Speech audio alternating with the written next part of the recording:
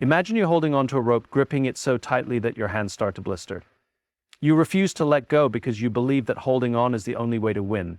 But what if the real strength isn't in the grip, but in knowing when to let go? Today, we're going to challenge a belief that many of us have held on to for too long. The idea that success, growth, and strength come from pushing harder, holding tighter, and never letting go. But what if the opposite were true? This is the infinite patience mindset, why letting go makes you stronger. We spend so much of our lives trying to control everything. Our careers, our relationships, the way people perceive us. We craft detailed plans, set strict deadlines, and believe that if we just work hard enough, push long enough, and hold on tight enough, things will go exactly as we envision. But how often does life actually go according to plan? Control feels safe. It gives us a sense of security, like we are steering the ship. But here's the paradox. The more we try to control, the more we create stress, frustration, and anxiety. We micromanage every detail, we force situations that aren't meant to happen, and we cling to expectations that no longer serve us. And when reality doesn't match those expectations, we feel lost, disappointed, even powerless. The truth is, control is an illusion. The harder we grip, the more things slip through our fingers. It's like trying to hold onto water, tighten your fist, and it escapes faster. Life is unpredictable. People change, circumstances shift, economies crash, markets fluctuate. The job you were certain you'd get goes to someone else. The relationship you thought would last forever falls apart. The carefully laid out plan you spent years building unravels in an instant. But what if the problem isn't that life is unpredictable? What if the problem is our refusal to accept that unpredictability? Letting go doesn't mean giving up. It means making space for clarity. When we stop clinging to how we think things should be, we can start seeing things as they are. We gain perspective. We can assess situations more objectively rather than through the lens of fear and control. Think about the last time you tried to force an outcome. Maybe it was a project at work where you insisted on a specific approach, ignoring feedback or signs that another way might work better. Maybe it was a relationship where you held on, even when deep down you knew it was no longer right. In those moments, were you really in control, or were you just reacting out of fear? Fear of uncertainty, fear of failure, fear of the unknown. The leaders, innovators, and visionaries who truly make an impact are not the ones who try to control every variable. They are the ones who trust the process, who adapt to change, who recognize that clarity comes not from forcing outcomes, but from stepping back and seeing the bigger picture. When we let go of control, we gain something far more valuable: the ability to respond rather than react, to trust rather than fear, and to move forward with clarity instead of resistance. We grow up hearing phrases like never give up, winners never quit, and if you just push harder, you'll break through. Society glorifies endurance. We admire the stories of people who refuse to quit, who keep grinding despite the odds, who hold on no matter what. But what if we misunderstood the real lesson? What if the people who succeed aren't the ones who never let go, but the ones who know what's worth holding on to? Because here's the truth: you can't hold on to everything. Your energy, your time, your focus, your emotional capacity is limited. Every day, you make choices about where to invest it. Every commitment you make, every task you take on, every battle you engage in requires energy. And if you're constantly pouring energy into things that no longer serve you, that no longer align with your goals, that drain you more than they fulfill you, you won't have anything left for the things that actually matter. Think about it.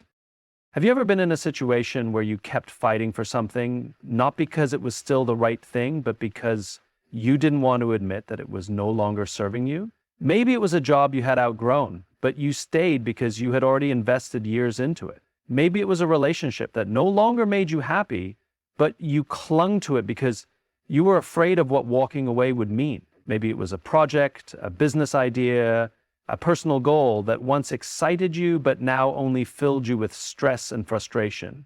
Yet you kept pushing forward because You didn't want to feel like a failure. We mistake letting go for weakness. We convince ourselves that quitting means we weren't strong enough, determined enough, resilient enough. But that's not true. Letting go isn't about weakness, it's about wisdom. It's about understanding that your energy is valuable, that where you direct your focus determines your growth. It's about realizing that just because you started something doesn't mean you're obligated to finish it if it no longer aligns with who you are or where you're going. Some of the most successful people didn't succeed because they never let go. They succeeded because they knew when to stop investing in something that was no longer serving them. Steve Jobs was pushed out of Apple, the company he co-founded. He could have fought to stay. He could have let his ego keep him locked in a battle for control. Instead, he let go. He walked away. He redirected his energy. And when he eventually returned, he wasn't bitter. He was better. Because stepping away gave him the perspective, the experience, and the space he needed to build something even greater. Athletes know this better than anyone. A great boxer doesn't throw punches endlessly hoping to win on brute force alone. They conserve energy. They pick their moments. They know when to step back and when to strike. A marathon runner doesn't sprint the entire race. They pace themselves, knowing that if they burn out too soon, they won't even make it to the finish line. But in life, we often do the opposite. We keep fighting battles that aren't worth fighting. We hold on to projects, relationships, beliefs, and expectations long after they've stopped serving us, not because they still matter, but because we're afraid of what it means to walk away. We tell ourselves that letting go is failure, that quitting means we've wasted our time, that stepping back means we weren't strong enough to push through. But the reality is, every minute you spend holding on to something that's not right for you is a minute you could be spending on something that is. You wouldn't keep pouring water into a broken cup. You wouldn't keep investing money into a business that was failing with no chance of recovery. You wouldn't keep driving down a road if you knew for certain it led to a dead end. Yet when it comes to our own lives, we struggle to apply that same logic. Because letting go forces us to confront something uncomfortable, uncertainty. If we walk away from a job, we don't know if the next one will be better. If we end a relationship, we don't know if we'll find someone else. If we abandon an old dream, we don't know if we'll find a new one. But here's what we do know.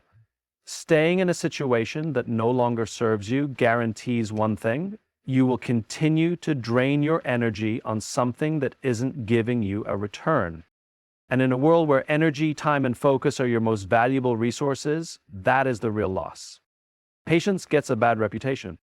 We associate it with waiting, with inaction, with standing by while others take the lead. In a world that glorifies hustle, speed, and instant results, patience is often misunderstood as weakness. We see it as passivity, as hesitation, as a lack of ambition. But real patience, the kind that leads to success, impact, and long-term growth, is anything but passive. It's not about waiting for things to happen. It's about knowing when to act, where to focus your energy, and how to position yourself for the right opportunities. Think about a chess grandmaster. A beginner might rush to move their pieces, eager to attack, reacting to every small shift on the board. But a master? A master plays with patience. They see several moves ahead. They don't act out of impulse, they act out of strategy. They understand that the right move at the wrong time is still the wrong move. Yet, in life, we often feel pressure to do something, anything, just to feel like we're making progress. Even in sports, the best athletes aren't always the ones who move the fastest. They're the ones who know when to wait for the perfect moment. A great basketball player doesn't take every shot. They wait for the opening. A great fighter doesn't throw every punch. They watch, they read their opponent, they strike when the timing is perfect. So why do we struggle with patience in our own lives? Because patience forces us to trust something we can't control, timing. And that's uncomfortable. We want guarantees. We want to know that if we put in the effort today, we'll see results tomorrow. We want immediate validation, instant progress, quick success. And when we don't get it, we panic. We push harder. We act out of frustration rather than strategy. But the problem isn't that things take time. The problem is that we don't trust the process. We confuse patience with passivity. We think that if we're not moving, we're not growing. But sometimes the most powerful thing you can do is wait. Not because you're afraid to act, but because you know that acting too soon will cost you more in the long run.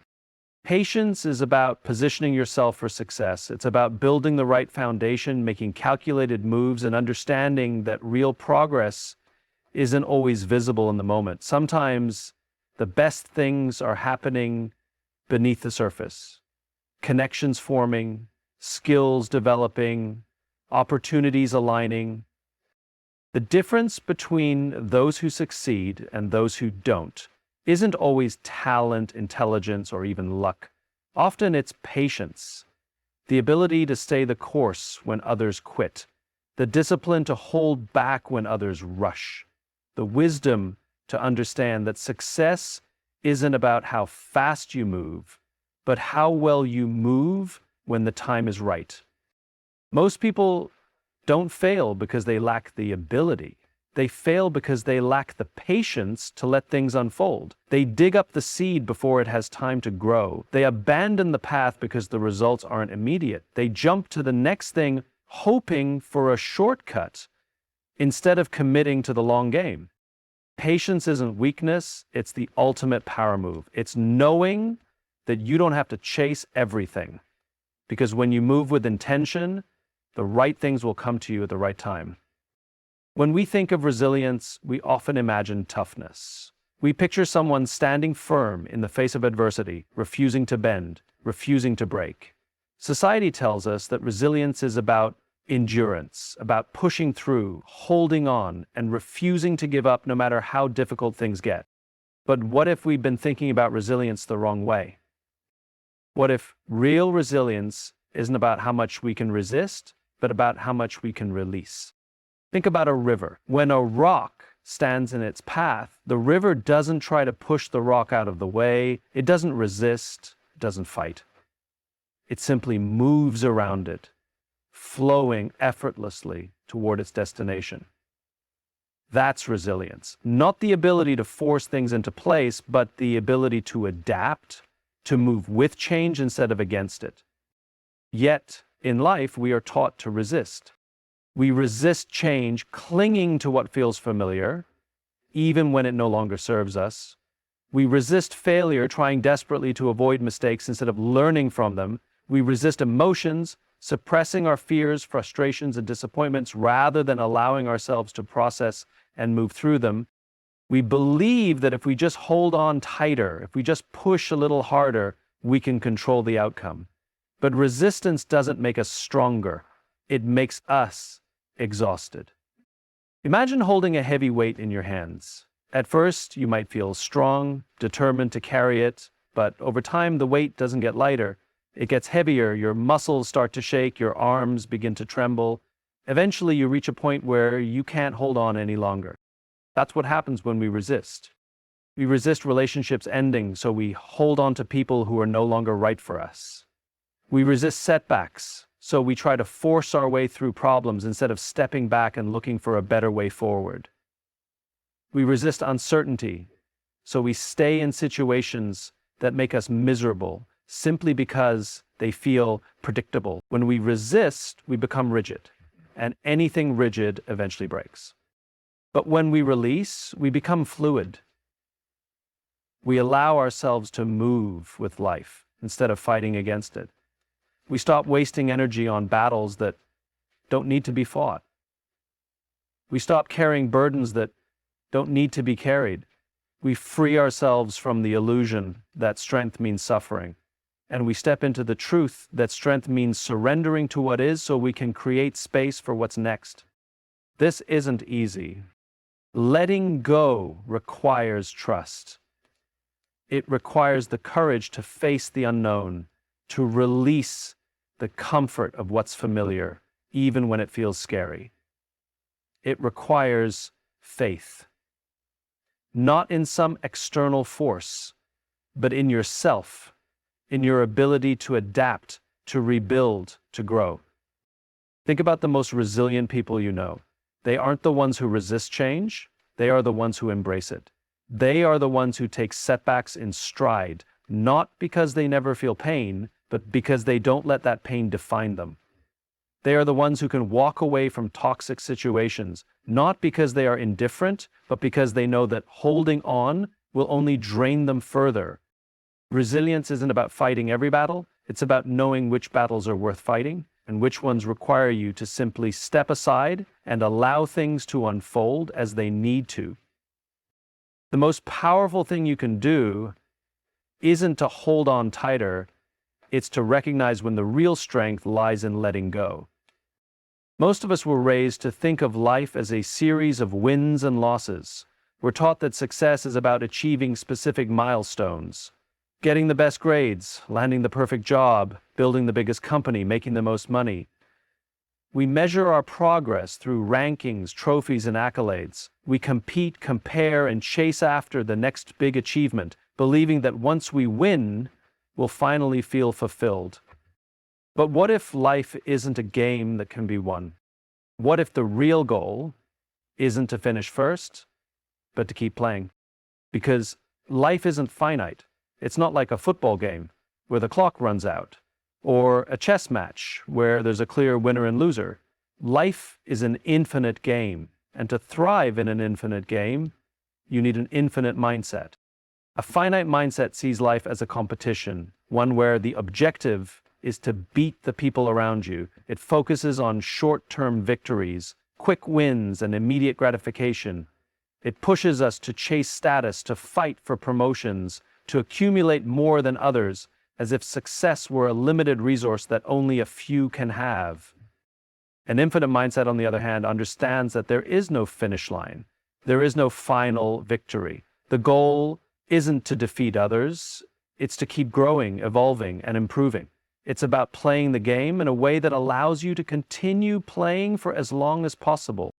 Think about businesses. A company with a finite mindset is obsessed with quarterly earnings, market dominance, and eliminating the competition. They focus on short-term gains at the expense of long-term sustainability. They cut corners, burn out employees, and prioritize immediate profits over lasting impact. But businesses that operate with an infinite mindset, they think beyond the next quarter. They focus on building cultures of trust, innovation, and purpose. They understand that true success isn't about short-term wins, but about long-term endurance. The same applies to careers. A finite mindset makes you believe that success is about reaching the next promotion, the next title, the next salary increase. It keeps you stuck in a cycle of chasing external validation, constantly comparing yourself to others. But an infinite mindset shifts the focus from titles to growth, from competition to contribution. It allows you to ask bigger questions. Am I growing? Am I making an impact? Am I becoming the kind of person I want to be? Nelson Mandela spent 27 years in prison. A finite mindset would have seen that as defeat, but he didn't play by finite rules. He emerged not as a broken man, but as a leader who understood that the real game wasn't about revenge or power. It was about unity, endurance, and the long-term fight for justice. Steve Jobs was fired from Apple, the company he helped build. A finite thinker might have seen that as the end of the road, but he played the long game. He started over, learned, innovated, and returned stronger than before. Even in sports, the greatest athletes aren't the ones who chase short-term glory. They're the ones who build lasting legacies. They understand that winning a single championship means nothing if they burn out or destroy their team in the process. They know that real greatness isn't about a single victory. It's about staying in the game for as long as possible. The problem is we live in a world that constantly pressures us to play the finite game. Social media makes us compare our lives to highlight reels. Corporate culture rewards short-term gains. Society pushes us to chase status, validation, and immediate results. But the people who make the biggest impact, who find the deepest fulfillment, are the ones who refuse to play by those rules. They think long-term. They focus on purpose over popularity, progress over perfection, contribution over competition. They understand that true success isn't about reaching a destination. It's about staying in the game, growing, learning, and evolving every step of the way. Life is not a race with a finish line, nor is it a competition where only a few can win. It is an infinite game, one that rewards those who embrace patience, resilience, and the ability to adapt. The people who thrive aren't the ones who resist change, chase quick wins, or hold on to outdated beliefs. They are the ones who know when to let go, when to wait, and when to move forward with clarity and purpose. An infinite mindset allows us to shift our focus from short-term success to long-term fulfillment. It frees us from the need to compare, compete, and constantly prove ourselves. Instead of fearing setbacks, we see them as opportunities to grow. Instead of clinging to control, we trust the process. Instead of measuring our worth by external achievements, we define success by the impact we create and the relationships we nurture. The world will always pressure us to play the finite game, to chase titles, trophies, and temporary validation. But true strength comes from recognizing that the most meaningful pursuits in life have no end. Growth, leadership, love, and purpose are not destinations. They are ongoing journeys. So the question is not whether you will face challenges, obstacles, and uncertainties. You will. The question is, will you approach them with a finite mindset, seeing them as barriers, or will you embrace an infinite mindset, recognizing them as part of a bigger, never-ending game, one that is meant to be played, not won?